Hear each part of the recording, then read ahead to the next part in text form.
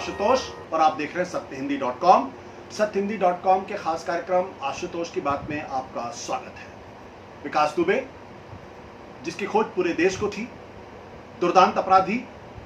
कानपुर में जिसने 8 पुलिस वालों की योजनाबद्ध तरीके से हत्या की थी, वो फरार था। उत्तर प्रदेश की पुलिस को उसकी पड़ताल थी। पिछले 6 दिनों से पूरे देश में उसकी तलाश हो रही थी। सुबह सुबह खबर आई मध्य प्रदेश से कि वो पुलिस की गिरफ्त में है। जाहिर सी बात है, उसकी पुलिस की गिरफ्त में आने के बाद से बहुत सारे लोगों ने राहत की सांस ली होगी कि अब इंसाफ होगा। लेकिन पुलिस की गिरफ्त में आने के बाद से 3 गंभीर सवाल खड़े हो गए हैं। पहला सवाल यह है कि क्या विकास दुबे को गिरफ्तार किया है पुलिस ने या उसने सरेंडर किया है। दूसरा सवाल, विकास दुबे लखनऊ कानपुर से भागकर कैसे फरीदाबाद पहुंचा और उसके बाद वो उज्जैन, क्या यह संभव है। तीसरा, विकास दुबे के पकड़े जाने के फौरन बाद क्यों मध्य प्रदेश के 2 बड़े नेता, वहां के गृह मंत्री नरोत्तम मिश्रा और वहां के मुख्यमंत्री शिवराज सिंह चौहान अपनी पीठ थपथपा रहे हैं, जबकि उत्तर प्रदेश के मुख्यमंत्री और उत्तर प्रदेश की सरकार लंबी चुप्पी साधे हुई थी। इन तीनों सवालों के जवाब देंगे और इसके बहाने पूरा खेल होता है राजनीति और अपराध का, उस पर आज करेंगे पूरी बातचीत। सबसे पहला सवाल यह है कि क्या विकास दुबे ने सरेंडर किया है या उसे मध्य प्रदेश की पुलिस ने गिरफ्तार किया है। सुबह सुबह खबर यह आई कि मध्य प्रदेश के उज्जैन में महाकाल वो मंदिर है जिसका पूरी दुनिया में बहुत मान है, लोग बहुत श्रद्धा से वहां जाते हैं। खबर आई कि विकास दुबे को महाकाल मंदिर के पास से गिरफ्तार किया गया है। जब ज्यादा पड़ताल की गई तो पता चला कि ये शख्स खुद महाकाल के मंदिर में गया, वहां पर जाके उसने दर्शन किए। दर्शन करने के बाद वो बाहर आता है और फिर वहां पर उसकी तस्वीर देखी जा सकती है, उसकी फोटो देखी जा सकती है। और फिर वहां के जानकारी मिली है कि वहां के किसी गार्ड ने इसको पहचाना और पहचानने के बाद पुलिस को सूचना दी और उसके बाद पुलिस आई, पुलिस ने इसको गिरफ्तार किया। ये दरअसल पुलिस की थियोरी है। हकीकत क्या है कि विकास दुबे जिस किस्म का अपराधी है, क्या इतनी आसानी से पुलिस की गिरफ्त में आ जाएगा। जानते बूझते वो महाकाल के मंदिर में जाएगा, वहां दर्शन करेगा, ये जानते हुए कि पूरी देश की पुलिस उसको खोज रही है और वो भी बिना भेष बदले हुए, सिर्फ एक मास्क लगाए हुए, और वहां से बाहर निकलेगा, उसकी पहचान हो जाएगी। और जब गार्ड्स उसको पकड़ेंगे, पुलिस उसको पकड़ेगी, तो किसी तरीके का कोई रेजिस्टेंस नहीं करेगा, किसी तरीके की छटपटाहट उसकी दिखाई नहीं पड़ेगी। और सबसे बड़ी बात यह है कि जो इतना बड़ा दुर्दांत अपराधी है, जिसके पास हिंदुस्तान के तमाम अत्याधुनिक हथियार थे, उसके पास एक चाकू भी नहीं मिलेगा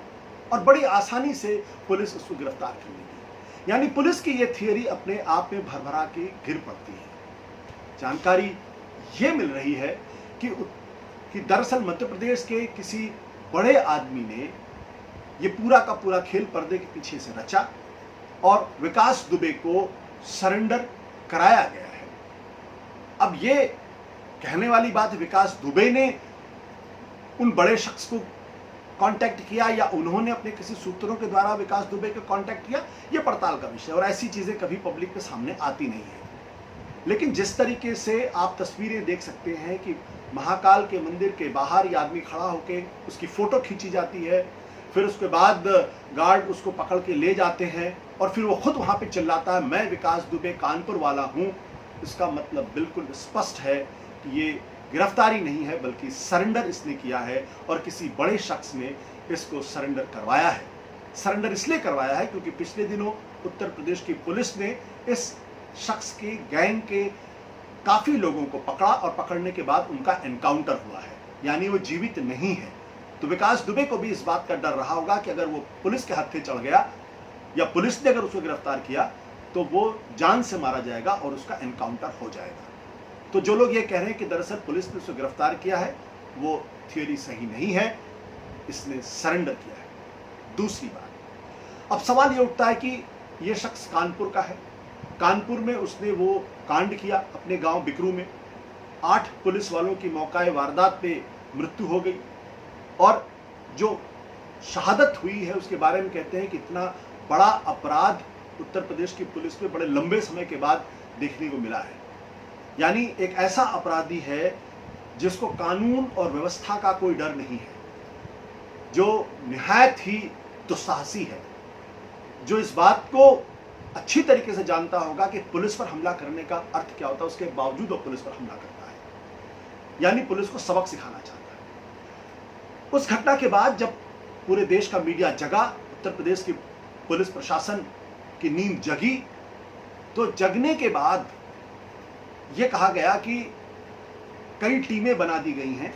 और ये टीमें हर नाकेबंदी पर इसकी फोटो दे दी गई है, इसके पोस्टर दे दिए गए हैं और चप्पे चप्पे पर इसकी पड़ताल की जा रही है। जिस शख्स की चप्पे चप्पे पर पड़ताल की जा रही हो वो कम से कम 3 राज्यों की सीमाओं को क्रॉस करता है। पहले वह उत्तर प्रदेश से हरियाणा की सीमा को पार करता है। पहली बात तो यह कि उत्तर प्रदेश में ही वो एक जिले से दूसरे जिले, दूसरे से तीसरे जिले, तीसरे से चौथे जिले को पार कोई कैसे कर सकता है, क्योंकि जैसे ही आप एक जिले से दूसरे जिले को पार करते हैं वहां पे नाकेबंदी होती है, वहां पे पुलिस व्यवस्था होती है। और अगर ये सच है कि पुलिस की हर टीम के पास इसकी फोटो दे दी गई थी, इसकी पहचान दे दी गई थी और पुलिस इसकी तलाश कर रही थी, तो इसके लिए संभव ही नहीं होता कि वो एक जिले से दूसरे, दूसरे तीसरे, तीसरे से चौथे जिले में निर्द्वंद तौर से घूमता और उसको पकड़ा ना जाता। और उसके बाद उत्तर प्रदेश से निकल के हरियाणा के बॉर्डर क्रॉस करना और फरीदाबाद में देखा जाना, जैसा कि उत्तर प्रदेश की पुलिस ने दावा किया था कि हरियाणा में 8 तारीख को दिन में ये देखा गया था। उसका सीसीटीवी फुटेज भी आप लोगों ने देखा होगा। और फिर 24 घंटे के अंदर वही शख्स फरीदाबाद से उत्तर प्रदेश और फिर मध्य प्रदेश, यानी 3 सीमाओं को क्रॉस करता हुआ उज्जैन पहुंच जाता है और बड़े रहस्यमय तरीके से सुबह सुबह जो है वो पुलिस के सामने पेश हो जाता है और सरेंडर करता है। तो या तो ये जो दावे किए गए थे कि विकास दुबे को पकड़ने के लिए पुलिस ने चप्पे चप्पे पर और परिंदा भी पर नहीं मार सकता है और ये तो पकड़ा ही जाएगा, ये थियोरी पूरी तरीके से बेकार थी, या फिर ये कहा जाए कि कानपुर से जो है वो फरीदाबाद और फरीदाबाद से उज्जैन, निश्चित तौर पर कोई बड़ा शख्स इस आदमी की मदद कर रहा था जिसने इसके लिए 3 राज्यों की सीमाओं को पार कराना आसान कर दिया और एक पूरी योजना के तहत उसको उज्जैन बुलाया गया और उज्जैन में जाकर इस शख्स ने वहां पर अपने आप को सरेंडर किया है। अब ये पड़ताल का विषय है कि कौन शख्स हो सकता है, कोई छोटा मोटा शख्स तो हो नहीं सकता है। वैसे भी विकास दुबे के बारे में मैं आपको थोड़ी और जानकारी दे दूं कि विकास दुबे के पास जब रात में पुलिस छापे मारने जा रही थी तो उस चौबेपुर इलाके के जो थाना है वहाँ के जो एसएचओ महोदय हैं उन्होंने पहले ही इनको सूचना दे दी थी, जिसकी वजह से अब वो उनकी नौकरी भी जा रही है और उनको गिरफ्तार भी कर लिया गया है। उनका नाम है विनय तिवारी। विनय तिवारी। और दूसरी दिलचस्प बात यह है कि उस इलाके के जो सीओ साहब थे, जो डीवाईएसपी थे, उन्होंने जब विनय तिवारी की कंप्लेन वहाँ के एसएसपी से की और जिसका ऑडियो मौजूद है और बाकायदा उन्होंने चिट्ठी लिखकर इस आदमी की कंप्लेन की थी जिसमें उन्होंने कहा था कि ये विकास दुबे जैसे दुर्दांत अपराधी की मदद करता है, उसके बाद उस एसएसपी महोदय का प्रमोशन हो जाता है, वो डीआईजी बन जाते हैं, लेकिन वो डीवाईएसपी साहब की कंप्लेन पर कोई कार्रवाई नहीं करते हैं। इससे स्पष्ट है कि इस आदमी की कितनी पकड़ थी। इसके अलावा विकास दुबे की तस्वीरें उत्तर प्रदेश के एक बहुत ही पावरफुल मिनिस्टर के साथ तस्वीरें दिखाई पड़ती हैं, जिनके बारे में ये कहा जाता है कि वो शख्स हैं जो पहले बहुजन समाज पार्टी में थे और पिछले दिनों वो बीजेपी के अंदर आए हैं और इस वक्त उनका दबदबा है और बड़े ब्राह्मण मंत्री माने जाते हैं और उस इलाके में अपने जातियों के तमाम लोगों को प्रश्रय देते हैं, उनको संरक्षण देते हैं। और ये भी कहा जाता है कि गोरखपुर के माफिया माने जाने वाले हरिशंकर तिवारी को भी वो एक ज़माने में बीएसपी में लेकर आए थे। तो इसका मतलब ये कि इस आदमी की पकड़, इस आदमी के पीछे जो लोग थे वो पावरफुल लोग थे, वो चाहे पुलिस के अंदर हो चाहे फिर वो राजनीति के अंदर हो। अन्यथा ये संभव ही नहीं कि जिस शख्स ने थाने के अंदर घुसकर राज्य मंत्री के दर्जा पाए हुए राज्य मंत्री का दर्जा पाए हुए शख्स का कत्ल किया हो, जो आजीवन कारावास भोग रहा हो, जिसके ऊपर 60 से ज़्यादा मामले हों, वो आदमी इतना दुर्दांत हो जाए कि वो पुलिस पर हमला कर दे और उसके बाद आसानी से वो कानपुर से निकलकर फरीदाबाद पहुंच जाए, फरीदाबाद से वो उज्जैन चला आए और वो आराम से सरेंडर कर दे। इसमें जो तीसरी बात जो महत्वपूर्ण है वो ये कि जैसे ही इस शख्स की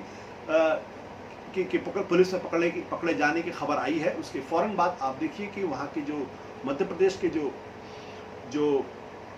गृह मंत्री हैं नरोत्तम मिश्रा जी, वो अचानक बहुत एक्टिव हो जाते हैं और वो अपनी पुलिस की पीठ थपथपाते हैं और कहते हैं मध्य प्रदेश की पुलिस ने बहुत ज़बरदस्त काम किया। थोड़ी देर के बाद वहाँ के जो मुख्यमंत्री हैं शिवराज सिंह चौहान, वो भी बहुत एक्टिव हो जाते हैं, वो भी कैमरे के सामने आते हैं और वो भी अपनी पुलिस की पीठ थपथपाते हैं और ऐसा प्रदर्शित करते हैं जैसे कि पूरा मध्य प्रदेश का अमला जो है वो विकास दुबे को गिरफ्तार करने के लिए पकड़ने में ही लगा हुआ था। अब सवाल ये उठता है कि ये सब कुछ तो उत्तर प्रदेश की योगी सरकार को करना चाहिए था, उनको खुश होना चाहिए था कि जिसकी तलाश उनको इतने लंबे समय से थी, इतने समय से थी और जिसके पीछे पुलिस ने सारे घोड़े खोल रखे थे, वो अंत में पकड़ा गया है। तो बजाय योगी सरकार के फौरन कोई प्रतिक्रिया आने के, मध्य प्रदेश के अंदर शिवराज सिंह चौहान और नरोत्तम मिश्रा, खासतौर पर नरोत्तम मिश्रा, वो बहुत खुश होते हैं। कांग्रेस ने कई गंभीर आरोप इसके ऊपर लगाए हैं, मैं उन आरोपों में नहीं जाता हूं, लेकिन एक चीज कहना बहुत स्पष्ट होगा। जो हमारे संवाददाताओं ने, सत्यहिंदी.com के जो संवाददाताओं ने, लखनऊ और मध्य प्रदेश के संवाददाताओं ने जो हमको जानकारी दी है, उसके हिसाब से बीती रात यानी 8 तारीख को ये खबर मिली है कि उज्जैन के डिस्ट्रिक्ट मैजिस्ट्रेट और एसपी ने महाकाल के मंदिर में गए थे रात को 8:30 बजे। वहां पर उन्होंने पूजा नहीं की, बल्कि किसी एक कमरे में बैठकर उनकी एक लंबी चौड़ी मीटिंग हुई है। ये सूत्र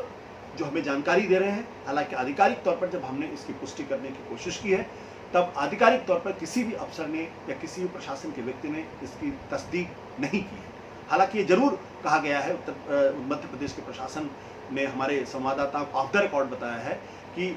डिस्ट्रिक्ट मैजिस्ट्रेट और एसपी के बीच में मध्य प्रदेश उज्जैन में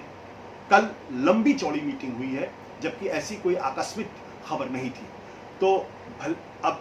ये थोड़ा पड़ताल का विषय है कि महाकाल में उनकी मीटिंग हुई है या मीटिंग नहीं हुई, इसकी निश्चित तौर पर पड़ताल की जाएगी। जो दूसरा तथ्य है वो ये है कि जो मध्य प्रदेश के गृह मंत्री हैं नरोत्तम मिश्रा,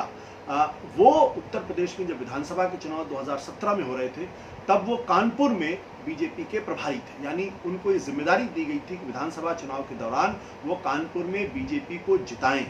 कानपुर वो इलाका है जहां मुरली मनोहर जोशी चुनाव लड़ चुके हैं। तो विकास दुबे का कानपुर से होना, नरोत्तम मिश्रा का कानपुर में बीजेपी का प्रभारी होना, ये दोनों चीजें क्या आपस में जुड़ती हैं? और इस वक्त नरोत्तम मिश्रा मध्य प्रदेश की राजनीति में बहुत पावरफुल माने जाते हैं। कुछ लोग ये भी कहते हैं कि वो आने वाले दिनों में मध्य प्रदेश के मुख्यमंत्री बन सकते हैं। ऐसे में इस वक्त उनका गृह मंत्री होना और ये खबर आना कि एक दिन पहले डीएम और एसपी का महाकाल जाके जो वहाँ मीटिंग करना या अलग से कोई मीटिंग करना, जबकि वहाँ पे कोई ऐसी इमरजेंसी वाली स्थिति नहीं है, ये तार क्या आपस में जोड़ते हैं और उस ओर इशारा कर रहे हैं जिस ओर मैं कहने का प्रयास कर रहा हूँ। मैं ये बात इसलिए भी कह रहा हूँ कि जिस तरीके से ये शख्स कानपुर से फरीदाबाद से उज्जैन पहुंचा है, उसमें एक और परत है। परत ये है कि इस वक्त कोरोना को लेकर बहुत ज़बरदस्त सुरक्षा व्यवस्था का दावा प्रशासन की तरफ से किया जाता है, राज्य सरकारों की तरफ से किया जाता है। और ऐसा नहीं कि आप एक जगह से दूसरी जगह जा सकते हैं, क्योंकि हर जगह पड़ताल होती है। आपने मास्क लगा रखा है, मास्क नहीं लगा रखा है, तो कोरोना की वजह से भी और विकास दुबे की वजह से भी जो चप्पे चप्पे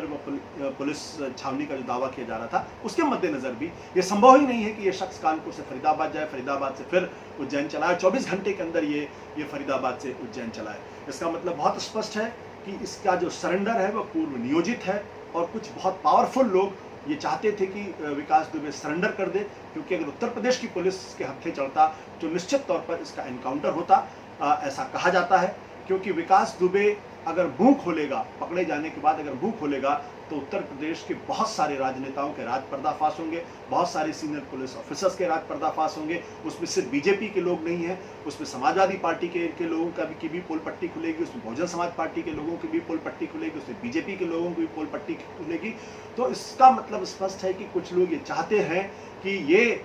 या तो मारा ना जाए या ये चाहते हैं कि ये पकड़ा जाने के बाद ये मुंह खोले और कुछ लोगों के राज्य की पॉलिटिकल स्कोर सेटल हो। अब ये सारी चीज़ें तो एक पत्रकार आपको जानकारी के तौर पर दे सकता है। अंततः हकीकत क्या है, हकीकत मतलब कि इसकी तह में और क्या चीज़ें हैं, इसकी जानकारी जो है वो तभी होगी जब पुलिस इससे पूछताछ करे और पूछताछ करने के बाद सारी चीज़ों के तह में जाए। और अंत पे एक चीज़ और कि जिस तरह का ये शख्स है, जिस तरीके के इसके कनेक्शंस हैं, कुछ हलकों में ये आशंका भी जताई जा रही है, अंदेशा भी जताया जा रहा है कि कहीं ऐसा तो नहीं कि आने वाले दिनों में खबर मिले कि विकास दुबे जो है वो पुलिस की गिरफ्त से भागने की कोशिश कर रहा था या किसी राइवल गैंग ने जब इसको हम थाने से बाहर निकाल रहे थे या कचहरी के सामने पेश कर रहे थे तब इस पर अटैक हुआ और इसका कत्ल हो गया। क्योंकि मामला संवेदनशील है, इसलिए कई लोगों के रात फास्ट भी हो सकते हैं, इसलिए इस तरीके की आशंका भी जताई जा रही है। उम्मीद है कि उत्तर प्रदेश की पुलिस पूरी तरीके से इसकी सुरक्षा करेगी और इस पर कानूनी कार्रवाई होगी और अदालत इसको इसके जो तार्किक परिणति है वहाँ तक ले जाएगी। नमस्कार, धन्यवाद। सत्य हिंदी के और वीडियोस को देखने के लिए हमारे YouTube चैनल को सब्सक्राइब करें और सीधे नोटिफिकेशन पाने के लिए बेल आइकन दबाएं।